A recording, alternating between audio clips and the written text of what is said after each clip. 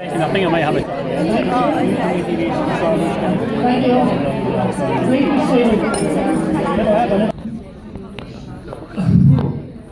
Nobody told me I was going to give this speech after Strip the Willow.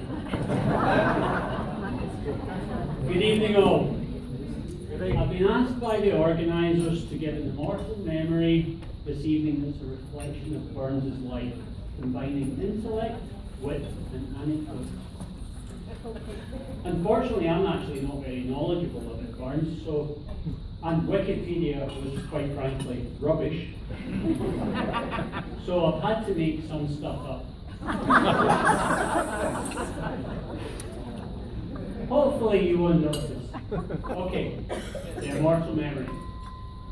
When Agnes Burns gave birth to her first son, Robert, little could she have realised that her son, raised to be a farmer, would inspire an entire nation and subsequently find a global audience such that nearly 260 years later, throughout the world, people from far and wide are celebrating the anniversary of his birth on this day, the 25th of January.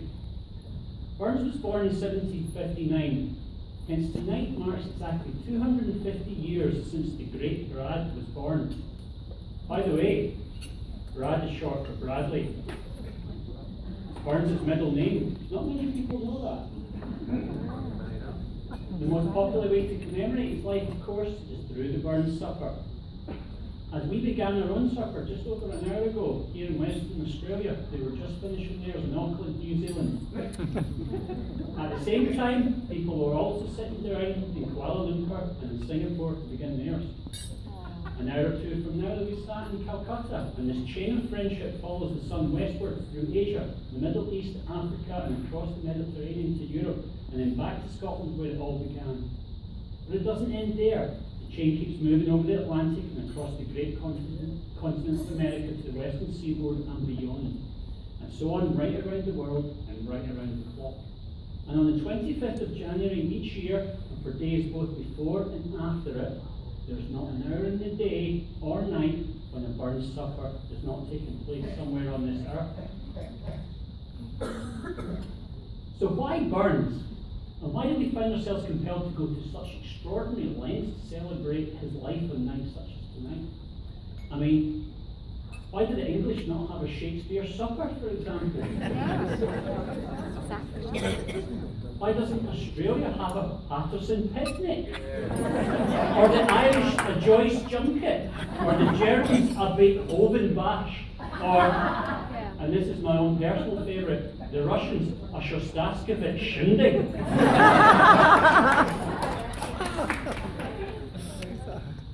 Why is it that people pay such respect to Robert Burns all around the globe and not just back in Scotland? I think one of the main reasons was that Burns' characteristic ability to express an essential idea in just a few words that so inspire people. Lines such as, "An honest man's the noblest work of God," or, "Oh, with some power the gift he gives to see ourselves as others see us," or even, "Man's inhumanity to man makes countless thousands mourn." Burns' work was often inspired by local incidents. A great example of this is Holy Willie's Prayer, widely considered to be the greatest satirical poem ever written. It is written about William Fisher, an elder in the parish church of Mauchline. Holy Willie, as he was known, was a total scumbag. He spied on the locals and reported them to the minister for trivial misdemeanors such as not reading their Bible on a Sunday or digging their garden on a Sabbath. The irony is that Holy Willie turns out to be a total hypocrite. He is eventually tried and is found guilty of the very same crimes. Worse still, it turns out that some of Willie's sins are, shall we say, sexual indiscretion. This is probably the bit that most caught Burns' attention and inspired him to write the prayer in the first place. For those of you that don't already know, Burns had a wee bit of a reputation. Yes. But the amazing thing in this case is that Holy Willie actually manages to excuse himself from any guilt by suggesting that it's simply God's way of keeping him humble. How about that then? So to all you gents here tonight, Survival tip number 1.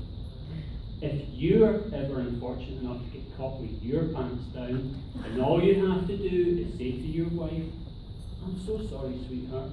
I don't know what came over me. I can only think that it must be God's way of keeping me humble."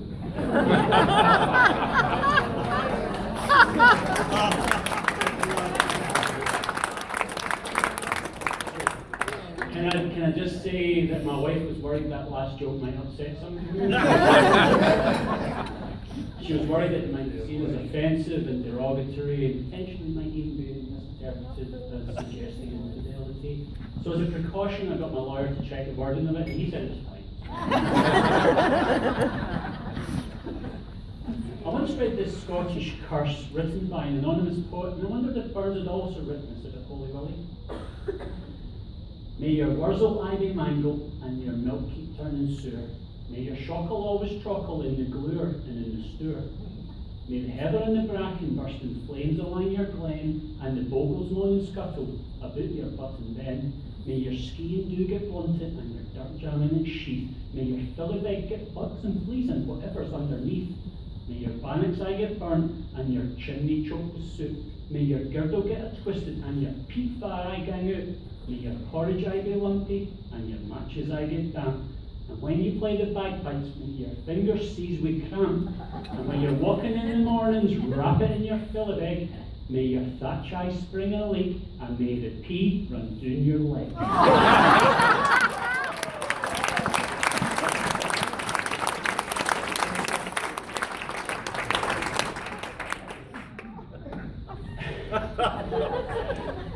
A lot of people don't realise that Burns was actually alive at the same time as William Wordsworth. It was inevitable that the two would eventually cross paths. Their meeting came at a time when Burns was looking at a way to heal the wounds brought about by the recent Act of Union. Burns chose to go head to head with Wordsworth and challenged him to travel to Scotland and engage in a war of words, to be run and adjudicated by the great Sir Walter Scott himself. When the day arose, Scott's instructions were simple. You both have 20 minutes to produce a 4-line poem, including the word Timbuktu. It took Wordsworth no time at all to come up with his creation.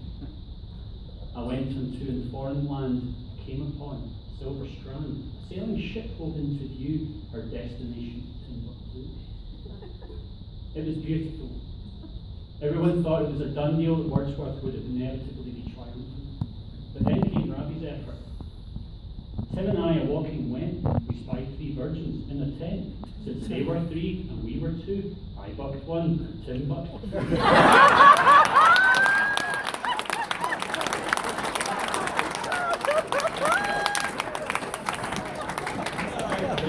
Oh, good.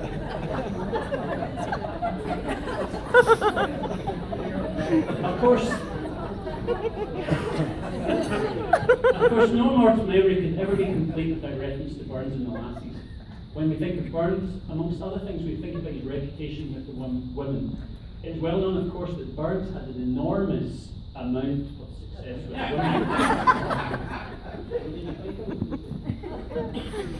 Burns looked up at each lassie as a challenge, and apparently he rose to that challenge in more ways than one. All this got me thinking. It made me wonder how much Rabbie would have enjoyed a night out in my old Glasgow University Union with its various bars and nightclubs teeming with attractive young females. After all, it bore witness to so many landmark moments in my own life. My first taste of alcohol, the place where I was first drunk, the scene of my first kiss, believe it or not, where I also lost my virginity. And to top it off, the first time I was lifted by the police. I tell you, what a bloody night that was! I'm sure my wife's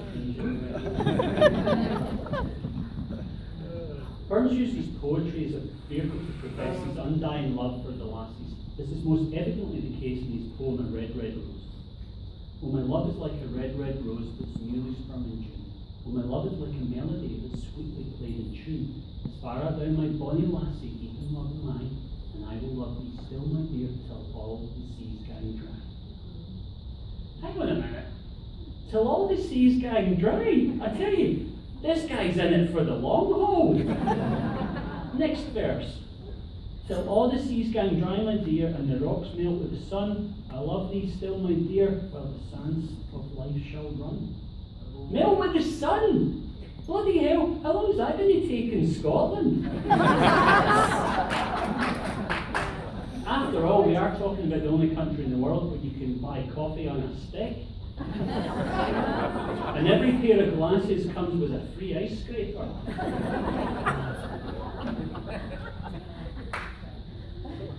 Burns had so much admiration for beautiful women that he developed an astonishing ability to write beautiful poetry about them on the spur of the moment.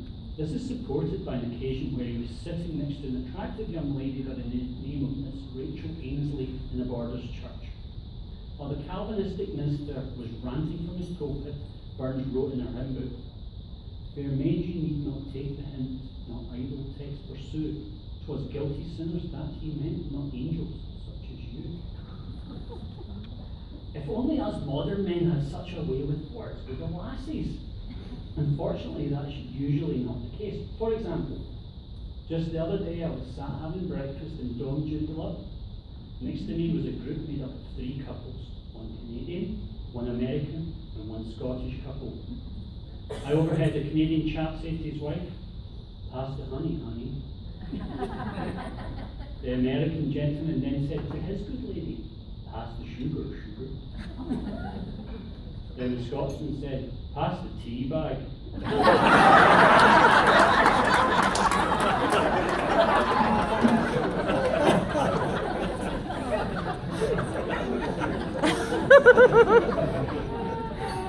So ladies and gentlemen, you'll be glad to know that I'm nearing the end. The management were very clear that you lot are likely to get rowdy if it goes on too long. But before I finish up, here are some interesting did you know facts about Burns. Did you know in 2009 Burns was voted the greatest ever Scot by the Scottish public, getting more votes than the likes of William Wallace, Robert Bruce, and Sir Alexander Flynn? Did you know Old Lang Syne is recognised by the Guinness Book of World Records as being one of the top 3 most popular songs in the English language?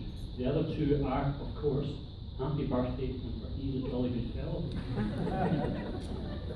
Did you know American music legend Bob Dylan has said that Burns' 1794 song, A Red Red Rose, was the source of his greatest creative inspiration? And did you know American President Abraham Lincoln always carried 2 books around with him? One was the Bible, and the other a book of Burns' poetry. He was a huge fan apparently, and used to recite Burns when entertaining at his home in Springfield during the 1850s. And finally, did you know?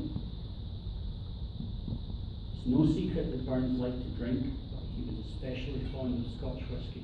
And so much so, Burns asked a close family friend, William Muir, if he would be good enough to pour a bottle of Scotch over his grave if he should ever die one of these days. Muir was reported as replying, Sure, I'd be glad, laddie, but would you mind if I passed it through my kidneys first?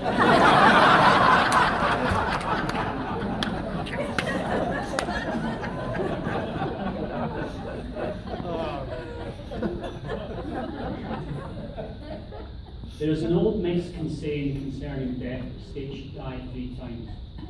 Once when you cease to breathe, once when you are buried, and once when your name is never spoken nor mentioned again.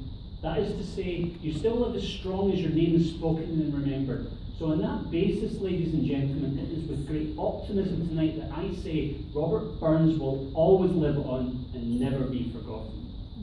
Robert Burns, a man of passion, a man of freedom and independence, a man of verse and song, a man of the people. It is to Scotland's native son and national bard that I ask you to now stand and charge your glasses. To the immortal memory of Robert Burns. Thank you, ladies and gentlemen. I hope you all thoroughly enjoy the rest of the